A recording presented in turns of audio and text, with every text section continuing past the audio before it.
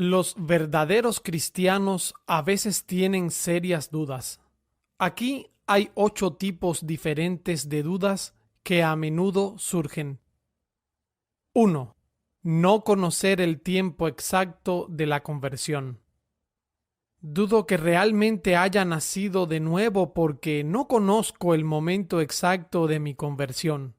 Tampoco puedo trazar los pasos que me llevaron a convertirme en cristiano. Respuesta: aunque es deseable que puedas describir el comienzo de la obra del Señor en tu vida y el crecimiento gradual que has experimentado, esto no es necesario para probar que eres realmente un cristiano. Debemos recordar que la obra del Espíritu Santo es un misterio. En el Evangelio de Juan leemos sobre Jesús curando a un ciego. Este hombre simplemente dijo: una cosa sé, que habiendo yo sido ciego, ahora veo. Juan 9:25. Cuando vemos una llama, sabemos que hay un fuego, aunque no sepamos cómo comenzó. Aún así, podemos saber que somos cristianos, aunque no sepamos cómo o cuándo ocurrió todo. ¿Crees en el Señor Jesucristo? ¿Te has arrepentido de tus pecados? ¿Ha habido un cambio en tu alma? ¿Tu mente tiene luz? ¿Quieres obedecer a Dios en todo por causa de Jesús, quien murió en la cruz? ¿Amas a otros creyentes? ¿Huyes de los males de este mundo malvado? Si contestas sí a tales preguntas, entonces no necesitas preocuparte por esta duda. 2. La lucha contra el pecado. Si soy realmente un cristiano, una nueva criatura en Cristo, ¿por qué sigo luchando contra el pecado? Respuesta: por supuesto que no queremos poner almohadas para que los hipócritas puedan descansar tranquilos complaciendo su pecado y haciendo la gracia de Dios esclava de sus lujurias. Por otro lado, necesitamos recordar que todos pecaron y están destituidos de la gloria de Dios. Romanos 3:23. El pecado puede prevalecer a veces incluso sobre los hijos de Dios. ¿Gimes bajo el peso del pecado y la corrupción de tu naturaleza? ¿Estás indignado contigo mismo por los pecados de tu corazón y de tu vida? ¿Te esfuerzas por llevar a la muerte tus deseos, huyendo diariamente a la sangre de Cristo para obtener el perdón y mirando a su Espíritu para la santificación?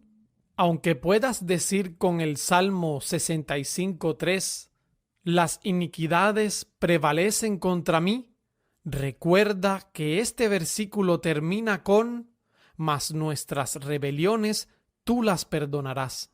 La nueva criatura en Cristo es como un hombre que no vive solo en una casa.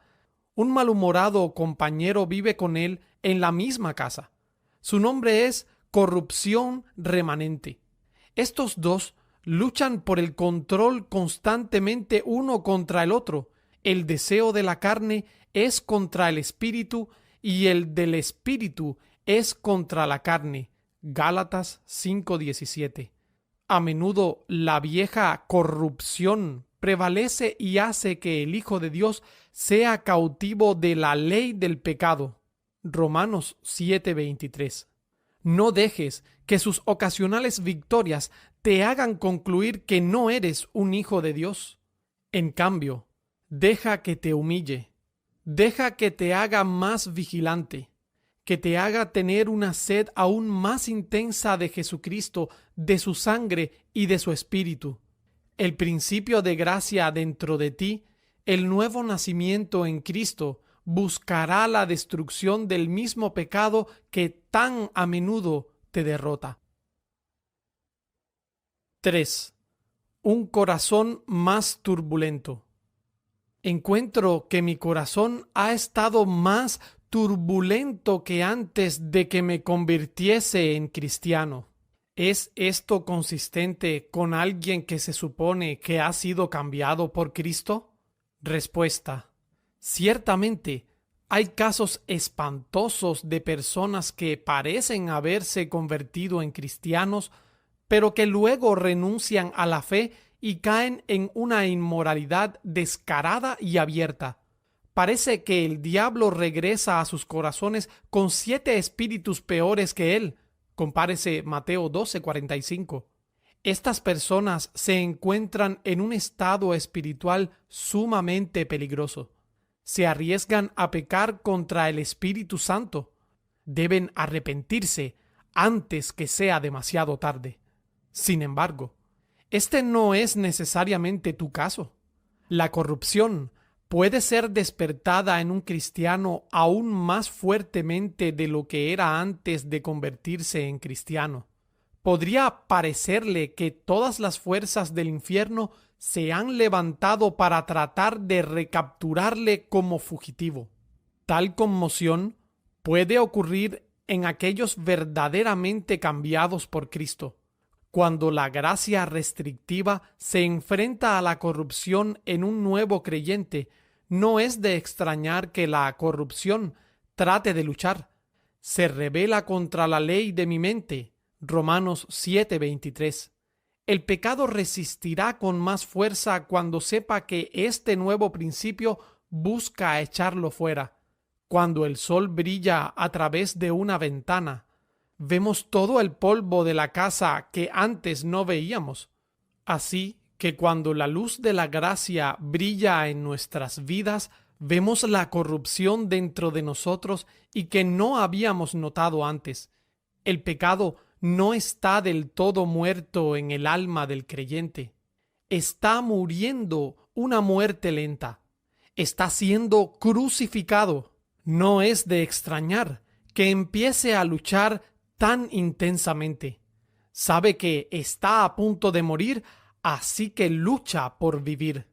Además de todo esto, el cristiano podría enfrentarse a tentaciones más numerosas y fuertes después de su conversión. Satanás tiene que trabajar más duro para tratar de traer de vuelta a uno que ha escapado que para mantener a uno que todavía está cautivo. El autor de Hebreos dice: después de haber sido iluminados, sostuvisteis gran combate de padecimientos. Hebreos 10:32. Y añade: no perdáis pues vuestra confianza, que tiene grande galardón. Versículo 35. Recuerda que la gracia de Dios es suficiente para ti y que el Dios de paz aplastará pronto a Satanás bajo tus pies. ¿Recuerdas cómo el faraón y los egipcios tenían a los israelitas acorralados en el Mar Rojo, pero luego Dios intervino y los destruyó? Éxodo 14. No dejes que esta duda destruya los cimientos de tu confianza. Despójate de toda duda. Sé fuerte en el Señor y en el poder de su fuerza, y saldrás victorioso. 4. Amor por las cosas de este mundo. A menudo siento que mi amor por las cosas de este mundo es más grande que mi amor por Dios. ¿Cómo entonces puedo llamarlo Padre? De hecho, a veces parece que el afecto que solía sentir por Dios se ha ido. Temo que todo el amor que he tenido por el Señor solo ha sido como un relámpago. Me temo que soy un hipócrita. Respuesta: no se puede negar que el amor dominante por el mundo es una marca segura de un hombre que no es salvo. Si alguno ama al mundo, el amor del Padre no está en él. Primera de Juan 2:15. Sin embargo, los afectos más activos no siempre son los más fuertes. Un pequeño arroyo a veces hace más ruido que un poderoso río. La fuerza de nuestros afectos solo puede medirse por la firmeza y la solidez de la raíz. Supongamos que una persona se encuentra con un amigo que ha estado fuera del país. No ha visto a este amigo desde hace mucho tiempo. La expresión de su afecto por ese amigo podría en este momento ser más fuerte que sus sentimientos por su propia esposa e hijos. ¿Concluiríamos que ama a su amigo más que a ellos? Seguramente no. Aún así, aunque un cristiano pueda en el momento ser movido por el amor a algo en este mundo, esto no significa que lo ame más que a Dios. El amor a Dios está siempre más firmemente arraigado en el corazón del creyente que cualquier disfrute mundano. Si alguna vez hay una disputa entre el amor a Dios y el amor al mundo, uno de los amores ganará. Mateo 6:24. ¿Quieres entender tu estado espiritual? Mira en tu propio corazón y pon los dos amores en la balanza. Mira cuál pesa más que el otro. Pregúntate ante Dios si te separarías de Cristo por causa de alguien o de algo en el mundo. Si contestas honestamente que, siguiendo sus órdenes, desecharías por Cristo lo que es más querido para ti en el mundo, entonces no tienes razón para pensar que amas al mundo más que a Dios. Por otro lado, si amas a alguien o algo en el mundo más que a Dios, entonces no eres un creyente. Considera los dos textos siguientes. El que ama a padre o madre más que a mí, no es digno de mí. Mateo 10:37. Si alguno viene a mí y no aborrece a su padre y madre, no puede ser mi discípulo. Lucas 14:26. De estos textos, podemos deducir que quien está dispuesto a separarse incluso de su padre y su madre por el Señor, los ama a ellos menos que a Él. Además, considere que hay dos tipos de amor por Cristo. Primero, hay un amor emocional por Él. Es como una flecha en el corazón. Crea una santa enfermedad de amor en el alma. Anhela disfrutar del amado. Es como el anhelo descrito en Cantar de los Cantares 5:8. Yo os conjuro, oh doncellas de Jerusalén, si halláis a mi amado, que le hagáis saber que estoy enferma de amor. O se refiere a una plenitud de amor como en Cantar de los Cantares 2:5. Sustentadme con pasas, confortadme con manzanas, porque estoy enferma de amor. Tales sentimientos fuertes se encuentran generalmente en el nuevo converso, que allí cantará como en los tiempos de su juventud. Oseas 2:15. En ocasiones están tan encendidos por el Señor que incluso están dispuestos a cuestionar a las personas piadosas que han sido creyentes durante mucho tiempo, solo porque no comparten los mismos sentimientos intensos. Piensan erróneamente que hay menos religión en el mundo de la que realmente hay. Cuando la espuma se asienta bajo el borde de su propia copa, tal hombre encuentra en sí mismo las mismas cosas que una vez criticó en otros. Esto debería humillarlo. Debería hacerle saber su necesidad diaria de la sangre de Cristo, del perdón y del Espíritu de Cristo para la santificación. De esta manera, crece en la humillación, el odio a sí mismo y la negación de sí mismo. Segundo, hay un amor racional por Cristo. Este amor se muestra por una seria consideración de la autoridad de Dios y de sus mandamientos. Cuando uno tiene este amor, quiere complacer a Dios obedeciéndole aunque no sienta emociones fuertes, pues este es el amor a Dios, que guardemos sus mandamientos. Primera de Juan 5:3. El amor emocional por Dios no siempre permanece contigo. Si te falta, no tienes que considerarte un hipócrita, siempre y cuando mantengas un amor racional por Cristo. Una esposa fiel y amorosa no tiene necesidad de cuestionar su amor por su marido solo porque no tiene la misma experiencia emocional de amor por él como al principio del matrimonio. 5. Miedo a la hipocresía. Cada vez que empiezo a percibir los rasgos de la gracia en mí y que soy verdaderamente salvo, oigo hablar de algún hipócrita o apóstata y me estremezco. El miedo se apodera de mí como una tormenta. ¿Soy como este tipo de personas? Respuesta: este tipo de cosas deberían despertarnos. Debemos examinarnos seria e imparcialmente. Sin embargo, no debemos estar siempre en un estado de suspenso sobre nuestro estado espiritual. Se puede ver el exterior de un hipócrita. Puedes ver su actividad espiritual y sus emociones, pero no puedes ver su interior. No conoces su corazón.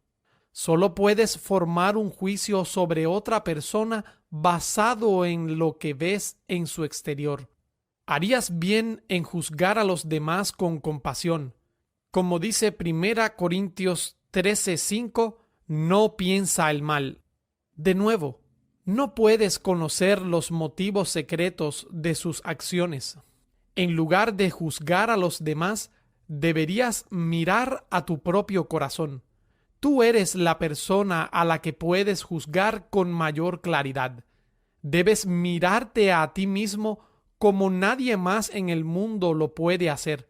Puedes ver cosas en ti mismo que simplemente no puedes ver en los demás.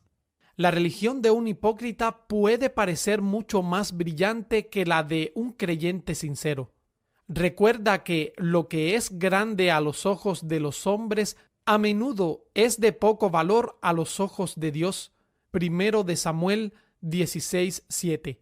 Prefiero gemir con Pablo, Romanos 8:6, que derramar lágrimas falsas con Esaú, profetizar con Balaam o tener el gozo temporal de los oyentes de los pedregales. Mateo 13:20. Hay un fuego que juzgará la obra de cada hombre para ver de qué tipo es. 1 de Corintios 3:13. Si Dios no juzga por la apariencia externa, ¿por qué lo haces tú? Sin una revelación especial, no puedes conocer la sinceridad de la fe de otro hombre, pero puedes conocer la autenticidad de tu propia fe sin ninguna revelación especial. Por eso Pedro exhortó a los santos: procurad hacer firme vuestra vocación y elección. Segunda de Pedro 1:10. Por lo tanto, las acciones de los hipócritas y los apóstatas no deben perturbarte. Lo importante es que examines seriamente tu propia condición espiritual. Aquí hay dos formas en que los santos más débiles superan a los mejores hipócritas. Primero, los santos se niegan a sí mismos, renuncian a toda confianza en sí mismos y en sus obras. Ellos confían completamente en la salvación de Dios a través de Cristo. Son pobres en espíritu. Mateo 5:3. Son bienaventurados porque no hayan tropiezo en Cristo. Mateo 11:6. En Filipenses 3:3, Pablo escribió: nosotros somos la circuncisión, los que en espíritu servimos a Dios y nos gloriamos en Cristo Jesús, no teniendo confianza en la carne. En segundo lugar, los santos tienen un odio genuino hacia el pecado. Están dispuestos a separarse de toda lujuria sin excepción y a obedecer todos los mandamientos del Señor. Entonces no sería yo avergonzado cuando atendiese a todos tus mandamientos. Salmos 119:6. Ponte a prueba con estos estándares. 6. compararse con otros. Mi vida está tan lejos de los estándares de los grandes santos de la Biblia y de los cristianos ejemplares que conozco personalmente. Cuando los miro, apenas puedo soportar mirarme a mí mismo al compararme con ellos. ¿Cómo puedo afirmar que estoy en la misma familia con tales santos? Respuesta: podemos ver una medida de gracia y santidad que deberíamos tener en esta vida, pero que nunca podríamos alcanzar. Esto debería humillarnos. También debería hacernos avanzar con más vigor hacia la meta. El diablo quiere que los cristianos débiles sean torturados comparándose con los fuertes. Segunda de Corintios 10:12. Ceder a esta tentación sería como si un niño dudara de su relación con su padre porque no tiene la misma altura que su hermano mayor. Es irracional.